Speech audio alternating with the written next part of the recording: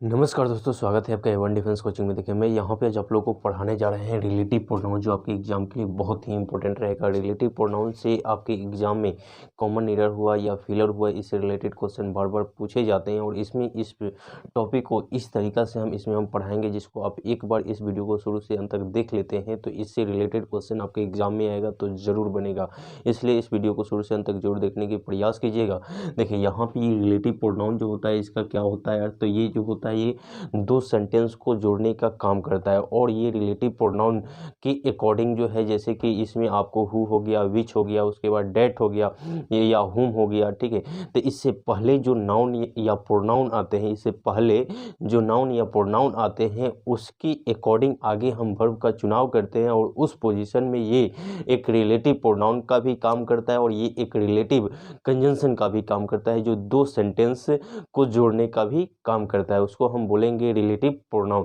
अब चलिए यहाँ पे हम जानेंगे कि ये रिलेटिव प्रोनाउन का फंक्शन किस तरीक़ा से काम करेगा और इसके अकॉर्डिंग कौन कौन से वर्ड आते हैं, उसको हम लोग यहाँ पे देखेंगे। देखिए, यहाँ पे हम लोग जानेंगे ऐसे रिलेटिव प्रोनाउन जो होता है ये दो सेंटेंस को जोड़ेगा। तो ऐसे ये है ही है। यहाँ पे देखिए, रिलेटिव प्रोनाउन के अकॉर्डिंग जो वर्ड है, जैसे कि यहाँ पे हु हो गया, उसके बाद यहाँ पे विच हो गया, उसके बाद आपका यहाँ पे डेट हो गया, हु का यहाँ पे ऑब्जेक्टिव जो होता है यहाँ पे हुम हो गया, ठीक है। तो ये सब जो वर्ड है हु, विच, डेट या हुम, ये सब जो वर्ड है ये आपको एक रिलेटिव प्रोनाउन के अकॉर्डिंग ये सब वर्ड आते हैं, ठीक है। अब इसमें हम एक एक करके सभी को आप लोग को यहाँ पे कंसेप्ट के अकॉर्डिंग एग्जाम्पल भी क्लियर करते हुए चलेंगे कि इस पर रिलेटेड क्वेश्चन भी कैसे पूछे जाते हैं, उसको भी क्लियर करते हुए चलेंगे। सबसे पहले हम जानेंगे हु के बारे में, ठीक है। देखिए, यहाँ पे हु का प्रयोग कैसे होता है, तो देखिए यहाँ पे जो हु है, ये हु जो होता है, सबसे पहले तो आप लोग को हम बताना चाहेंगे कि ये जो हु है ये एक लिविंग थिंग के लिए आता है। किसके लिए आएगा जी? ये एक लिविंग थिंग के लिए प्रयोग किया जाएगा। यानी ये जब भी प्रयोग होगा तो मानव जाति के लिए ही प्रयोग होगा, ये रिलेटिव प्रोनाउन हु का प्रयोग, ठीक है। ये कभी भी नॉन लिविंग यहाँ पे नॉन लिविंग थिंग के लिए यहाँ पे ये कभी भी प्रयोग नहीं किया जाएगा। जब भी इसका प्रयोग होगा रिलेटिव प्रोनाउन हु का, तो ये लिविंग थिंग के लिए प्रयोग किया जाएगा, ठीक है। अब देखिए, यहाँ पे 2 नंबर पॉइंट जो है, यहाँ पे हु के बाद यहाँ पे हु एक जो रिलेटिव प्रोनाउन है, इसके बाद कभी भी डू या डॉज या डिड का प्रयोग नहीं किया जाएगा, ठीक है। ये रिलेटिव प्रोनाउन हु है, जिसके बाद कभी भी डू डॉज डिड का प्रयोग नहीं करना होगा। यहाँ पे हु के बाद कभी भी डू डॉज डिड का प्रयोग नहीं होता है, ठीक है।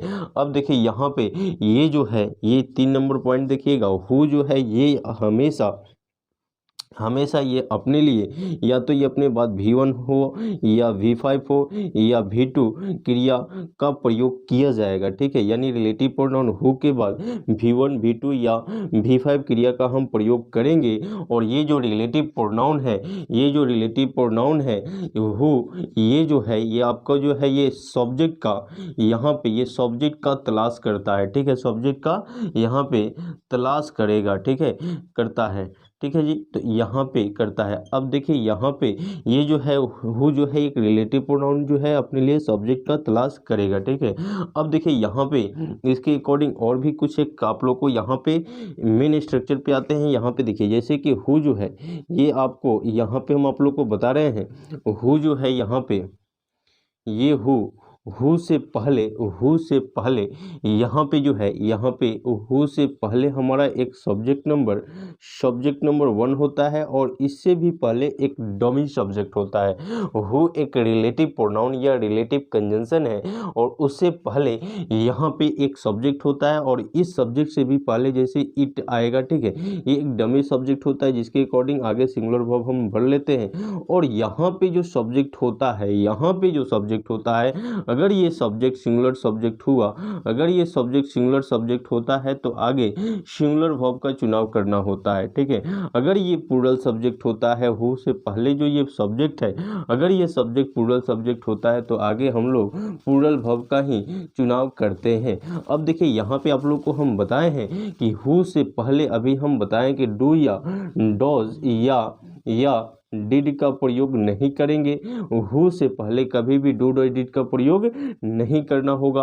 और हु से पहले जो है यहाँ पे एक नाउन या प्रोनाउन जरूर रहेगा जो सब्जेक्ट नंबर 1 के पोजीशन पे रहेगा। अगर ये नाउन या प्रोनाउन सिंगुलर होगा तो सिंगुलर वर्ब का चुनाव करेगा, अगर ये नाउन या प्रोनाउन प्लूरल होगा तो प्लूरल वर्ब का ही चुनाव करेगा। ठीक है, तो ये चीज़ हुआ। अब देखिए यहाँ पे हम बता रहे हैं कि हु के बाद हम लोग यहाँ पे V1 या V2 या V5 क्रिया का प्रयोग करेंगे। ठीक है, यहाँ पे V1 V5 या V2 क्रिया का प्रयोग हम लोग करेंगे यहाँ पे हु के जस्ट बाद। ठीक है, और यहाँ पे आप देख पा रहे हैं कि ये जो हु है, ये आपका एक रिलेटिव, ये रिलेटिव प्रोनाउन का भी काम करेगा, ये एक रिलेटिव कंजंक्शन का भी काम करेगा। ठीक है जी, इस तरीके से इसका फंक्शन काम करता है। अब चलिए हम आते हैं एक दो एग्जाम्पल पे भी आप लोग को क्लियर करते हैं। जैसे कि यहाँ पे दे देते हैं कि ही इज ए बॉय। ठीक है, ए बॉय। यहाँ पे आप लोग को क्वेश्चन हम गलत लिखेंगे, आप लोग को कमेंट बॉक्स में इसको सही करके बताना है। ठीक है, जैसे कि यहाँ पे लिखें कि ही इज़ ए बॉय, उसके बाद हु, उसके बाद यहाँ पे हैज़ या हैव ऑन द मैच। चलिए इस क्वेश्चन को आप लोग बताइए क्या होगा आंसर। देखिए तो यहाँ पे अब एक चीज़ और बताना चाहेंगे हम यहाँ पे कि हु से पहले जो ये सब्जेक्ट नंबर 1 है, इससे पहले आप लोग को यहाँ पे आर्टिकल द का प्रयोग करेंगे। ठीक है, यानी आपको यहाँ पे हु से पहले जो सब्जेक्ट नंबर 1 है, इससे पहले ए एन जो है आर्टिकल, ए या एन आर्टिकल आएगा तो इसका प्रयोग मत कीजिएगा लोग। जब भी आपको हु से पहले जो सब्जेक्ट नंबर 1 है, उस सब्जेक्ट नंबर 1 से पहले यहाँ पे आर्टिकल द का ही प्रयोग होगा, ए एन का प्रयोग नहीं होगा। क्योंकि यहाँ पे देख पा रहे हैं आप लोग, यहाँ पे एक डेफिनिट आर्टिकल को रिप्रेजेंट किया जाएगा।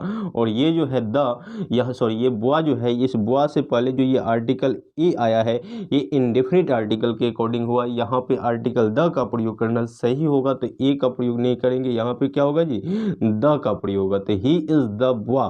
ठीक है, वह वही लड़का है जो मैच को जीता। ठीक है, तो इस तरीके से यहाँ पे इस डिफिनिट को रिप्रेजेंट किया जाएगा। और यहाँ पे जो है हु से पहले जो ये द बुआ है, ये एक सिंगुलर नाउन है। कैसा नाउन है जी, सिंगुलर नाउन है।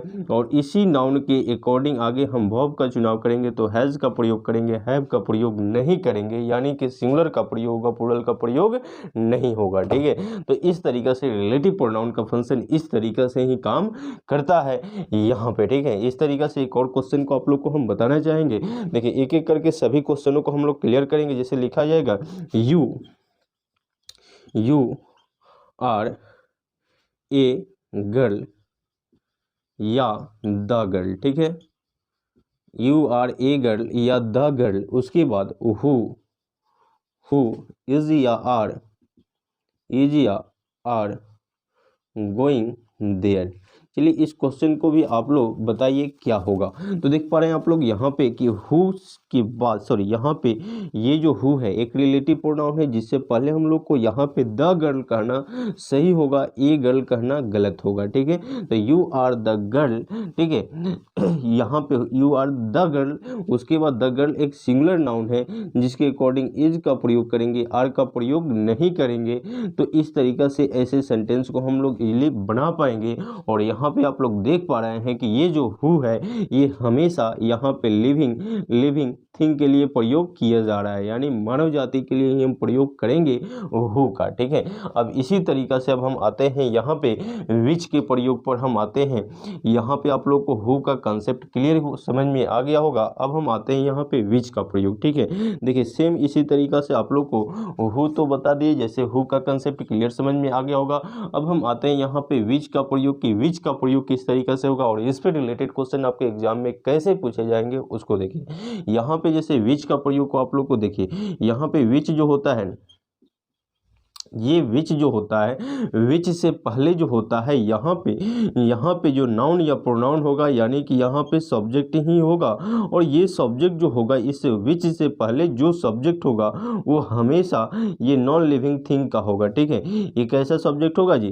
तो नॉन लिविंग थिंग का होगा। यानी विच जो होता है ये लिविंग थिंग के लिए प्रयोग नहीं होता है, ये हमेशा नॉन लिविंग थिंग के लिए ही प्रयोग किया जाएगा। और यहाँ पे जो है आप लोग देख पा रहे हैं कि यहाँ पे विच से पहले जो है आप लोग को जो सब्जेक्ट आएगा वो नॉन लिविंग थिंग होगा।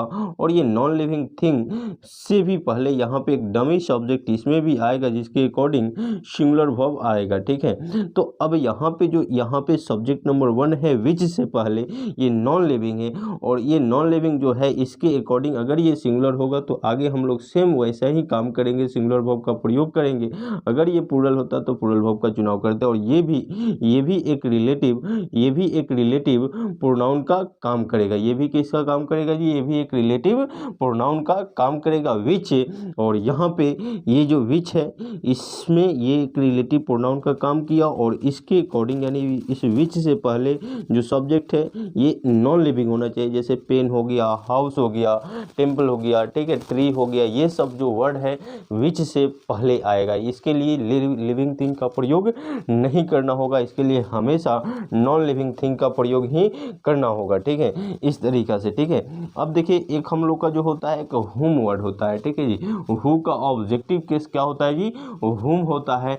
हु का ऑब्जेक्टिव केस हुम होता है, उसका भी क्लियर करेंगे। मतलब इसको आप लोग एक बार नोट कर लीजिए, फिर इसको हम मिटाएंगे और इसके अगले में आप लोग को इसका भी कंसेप्ट क्लियर करेंगे और डेट का भी, और इस पे एग्जाम्पल को भी हम आप लोग को यहाँ पे दे रहे हैं। पहले इसको एक बार नोट कर लीजिए और फिर हम इन चीज़ों को कंप्लीट करेंगे इसी वीडियो में। इसको एक बार नोट कीजिए।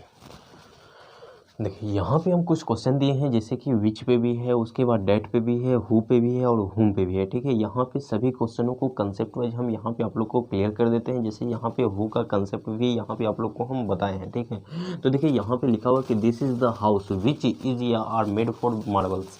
तो यहाँ पे आप देख पा रहे हैं कि हाउस जो है, ये हाउस जो है ये आपको कैसा है? तो ये नॉन लिविंग थिंग है। ठीक है, और ये विच जो है, विच का प्रयोग हमेशा नॉन लिविंग थिंग के लिए प्रयोग होता है, जबकि हु का प्रयोग जो होता है एक लिविंग थिंग के लिए प्रयोग होता है। और ये हमेशा लिविंग थिंग के लिए आएगा हु, और विच जो है नॉन लिविंग थिंग के लिए प्रयोग होगा। ठीक है, तो यहाँ पे हाउस को देखते ही हम लोग यहाँ पे विच का प्रयोग कर लेंगे। और विच से पहले ये हाउस जो है ये एक सिंगुलर सब्जेक्ट की तरह काम करेगा, तो इसके लिए सिंगुलर इज का प्रयोग करेंगे, आर का प्रयोग नहीं करेंगे। और इसमें भी इस विच से पहले आप लोग को यहाँ पे आर्टिकल द का ही प्रयोग को करेंगे, न कि एन का प्रयोग। ठीक है, ये एक यहाँ पे विच भी जो है यहाँ पे एक रिलेटिव प्रोनाउन का काम करेगा, या एक रिलेटिव कंजंक्शन का भी ये काम करेगा। ठीक है, विच भी। ठीक है, अब चलिए आगे हम देख लेते हैं यहाँ पे कि the road that leads to Patna market is being repaired. तो यहाँ पे देख पा रहे हैं कि ये जो द रोड है, इससे बाद में जो यहाँ पे डेट है, तो ये डेट का प्रयोग भी आप लोग नॉन लिविंग थिंग के लिए प्रयोग कर सकते हैं। तो यहाँ पे डेट का प्रयोग करना उचित है, और इसके लिए जो है यहाँ पे सिंगुलर वर्ब ही आया। ठीक है, अब चलिए आगे हम देख लेते हैं। लिखा हुआ है क्वेश्चन नंबर आगे कि द बॉय हु या हुम come here is a player. तो यहाँ पे देख पा रहे हैं, अभी हम आप लोग को बताए हैं कि हु का प्रयोग एक लिविंग थिंग के लिए प्रयोग होगा, और ये जो है ये एक सब्जेक्ट का तलाश भी करेगा। और इसके लिए जो है इससे पहले जो है जो नाउन होगा वो नाउन या तो अगर सिंगुलर होगा तो सिंगुलर वर्ब लेगा, प्लूरल होगा तो प्लूरल वर्ब लेगा। ठीक है, तो यहीं पे ये चीज़ें है। यहाँ पे देख पा रहे हैं कि द बॉय लिखा हुआ है और इसमें हु का प्रयोग होगा, और इस द बॉय के अकॉर्डिंग आगे के फंक्शन काम करेंगे। यहाँ पे हुम का प्रयोग नहीं करना होगा।